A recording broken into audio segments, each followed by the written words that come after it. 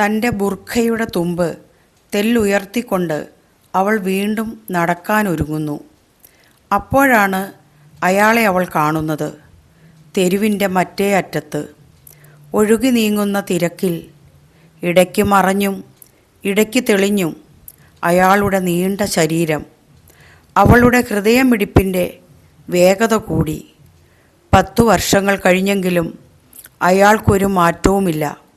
വർഷകാല മേഘങ്ങളുടെ നിറമുള്ള കണ്ണുകൾ, ബുന്ദേൽഖണ്ഡിലെ വേനൽ മണൽത്തരികൾ പോലെ സ്വർണ്ണ നിറമാർന്ന പരുക്കൻ തലമുടി.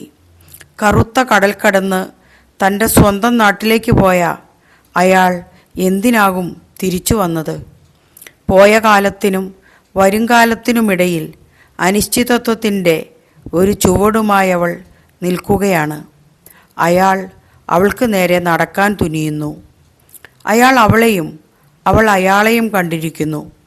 അവൾ അയാളിൽ നിന്നും രക്ഷപ്പെടാൻ ആൾക്കൂട്ടത്തിനിടയിൽ മറഞ്ഞു. Rani, my favourite book, written by Jayashree Mishra.